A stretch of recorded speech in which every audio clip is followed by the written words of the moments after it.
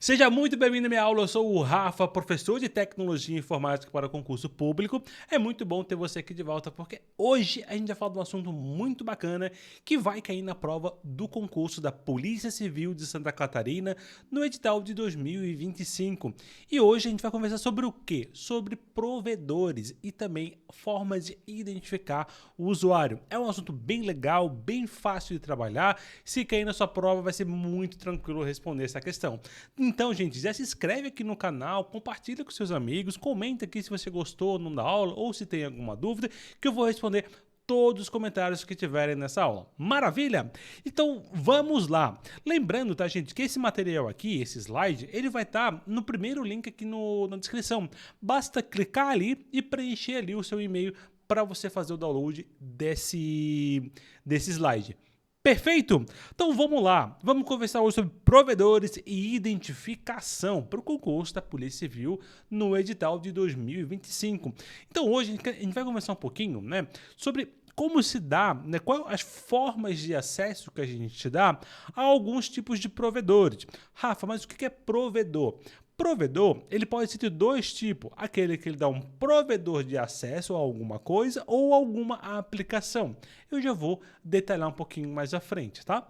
E também a gente vai detalhar um pouquinho a forma que os provedores vão identificar esses usuários, né? Se vai ser por meio de IP ou login e senha, isso faz com que a gente tenha um pouquinho mais de segurança, que a pessoa que está acessando, se ela realmente ela diz que quem ela é, né? A gente consegue confirmar isso com alguns fatores. Maravilha? Então vamos lá, vamos começar aqui com os provedores de acesso. Então o provedor de acesso, gente, vai ser aquela pessoa, aliás, aquela empresa que vai habilitar o seu terminal para ter acesso de recebimento e envio de pacotes. Lembra lá da nossa aula de redes, né, que a gente falou sobre pacotes, que nada mais é, né, da camada 3, da camada de transporte? Então, o pacote é o envio e o recebimento de dados. Nada mais é do que acessar uma informação. Lembrando sempre que quando você vai acessar um navegador, vai mandar mensagem de WhatsApp, a todo momento você está enviando informação e você está recebendo informação.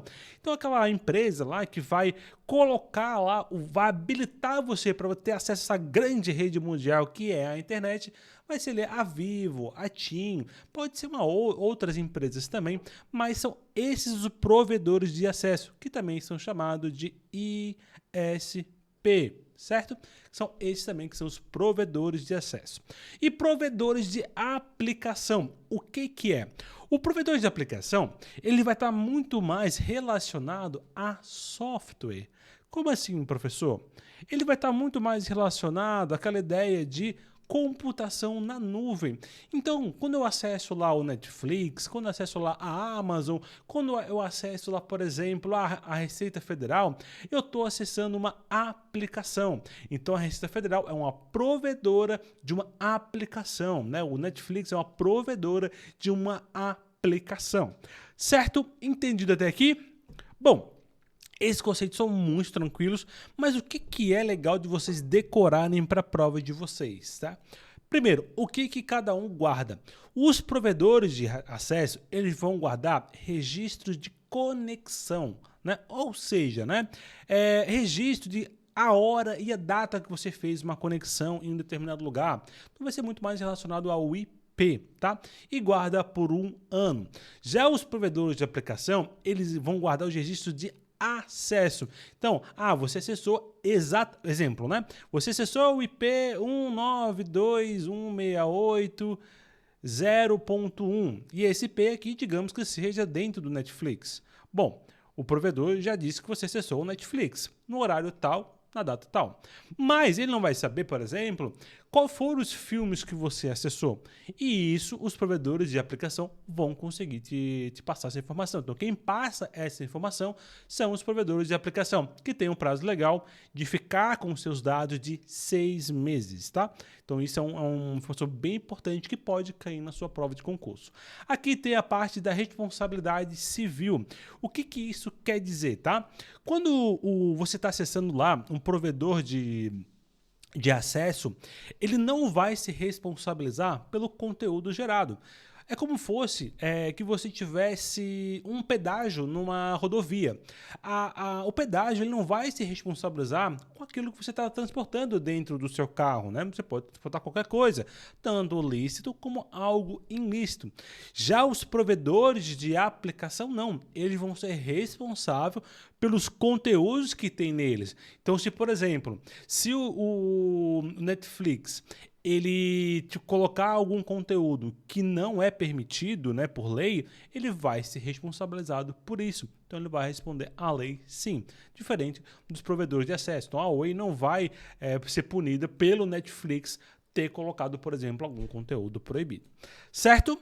Bom, aqui, gente, vai ter uma tabelinha que é muito legal de vocês printarem e ter essa parte aqui bem segmentada na memória de vocês. Eu acho muito importante, tá?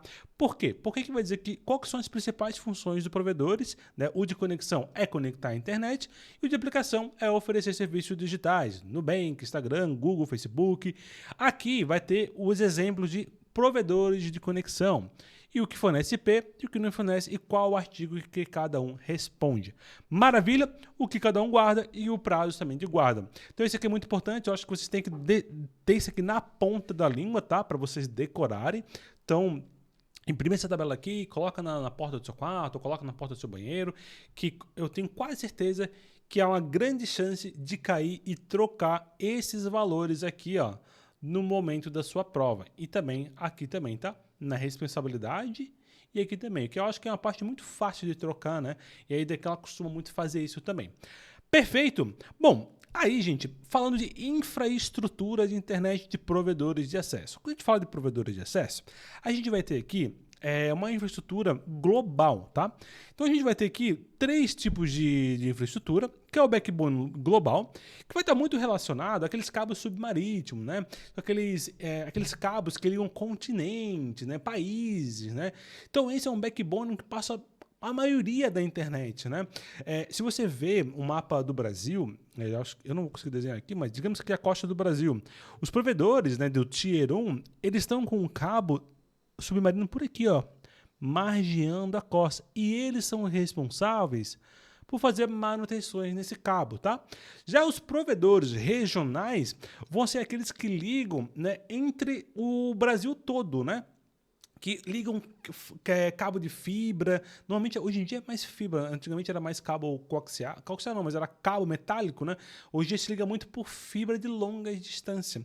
Então, eles vão estar muito mais responsáveis por essa atuação, né? De fazer essa manutenção. Esses são os backbones regionais que ligam estados, né? Durante todo o país. Então, essa infraestrutura, quem cuida é o próprio Brasil, no nosso caso, né? É a soberania brasileira. Então, cada país vai ter o seu próprio backbone de Tier 2, tá? Diferente do Tier 1, que ele é intercontinente, né? Então, ele vai poder fazer passagem entre países. E já o provedor locais é a TIM, né? A NET, já que é aqueles que é a última parte ali da entrega daquele provedor de internet. Beleza, gente? Bem tranquilo isso aqui, não tem nada demais, é mais para vocês entenderem. Eu acho que isso aqui, a probabilidade de cair é muito baixa, acredito que vai cair mais a parte ali do que eu falei antes, tá? Bom, beleza. E agora a gente vai ter a tríade, né, essencial para identificar o usuário. Então, beleza. A gente forneceu a internet para ele, a gente forneceu para ele ali aplicações, mas hoje em dia há muitos golpes na internet, né? A internet ela tem que ser um ambiente seguro. E como é que a gente faz para identificar alguém, né? Para responder por algo civil, né? Quando ele comete alguma coisa? E como é que a gente pode também prover uma segurança? Bom, quando a gente fala de identificação, a gente vai sempre usar o endereço IP, que é o endereço lógico do terminal de rede. A gente consegue fazer a identificação dele até o roteador. Dentro do roteador, ele vai ter ali uma tabelinha NAT, e nessa tabelinha NAT a gente vai poder identificar qual que foi a máquina que fez o acesso. A gente também tem o MAC, que é o endereço físico de cada máquina, a gente também consegue identificar por ali.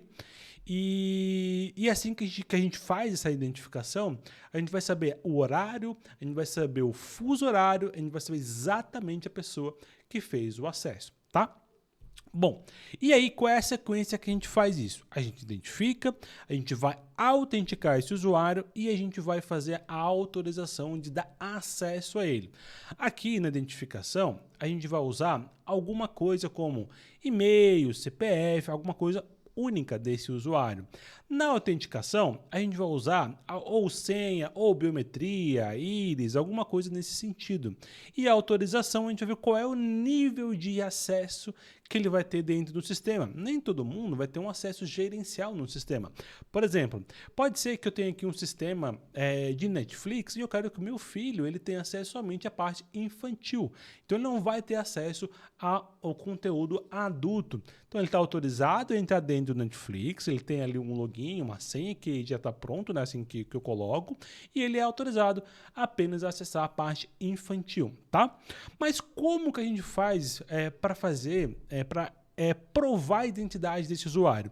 A gente tem algumas formas, mas a base deles se divide em três, que é o que você sabe, ou seja, alguma coisa que você criou como senha, PIN, pergunta de segurança. Antigamente era muito comum os e-mails perguntarem assim, qual foi o nome do seu primeiro cachorro? Qual foi a cidade que você nasceu? Qual é o nome da sua mãe? Né? Aqui as senhas que cada vez estão mais seguras, né? Cada vez elas pedem para ser maiores, com mais números com maiúscula. Para quê? Para dificultar a quebra de senha, né? Quanto mais fácil a senha, mais fácil rodar um script para quebrar a sua senha. Algo que você tem, né? Então, um token, um celular.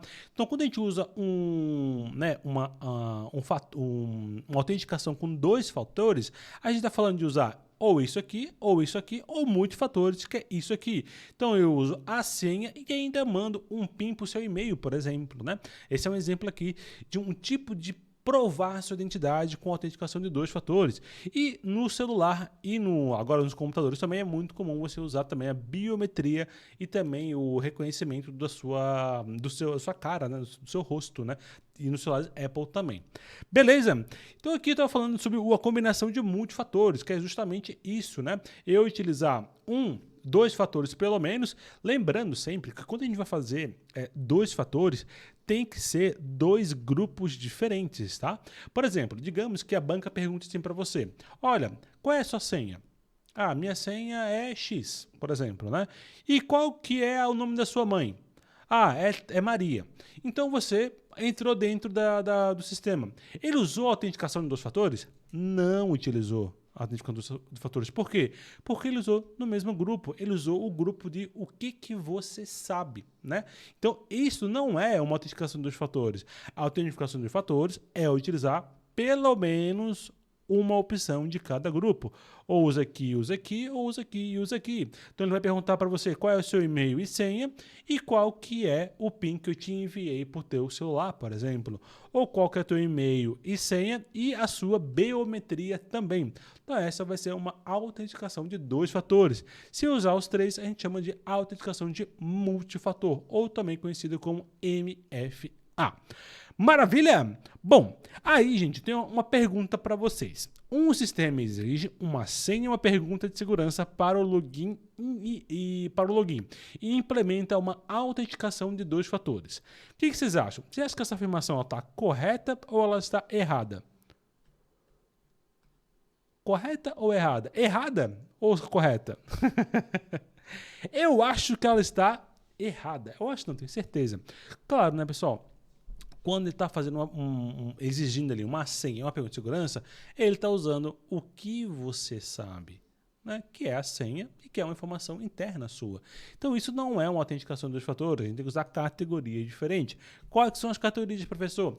O que você tem, que é sua posse, o que você sabe e também algo que você é, que pode ser biometria, pode ser sua íris, pode ser reconhecimento facial.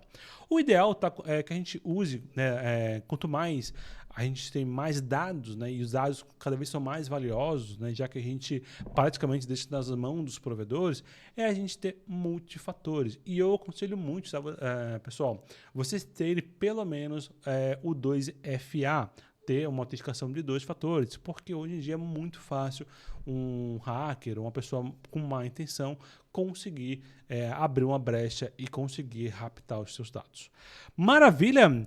Gente, essa é a nossa aula de hoje, uma aula super rápida, uma aula super tranquila para vocês. Se cair na prova, vocês vão tirar de letra, tá? Espero que tenham gostado. Se ficou alguma dúvida, se precisar de algum apoio, me manda aqui nos comentários e a gente se vê nessa próxima aula.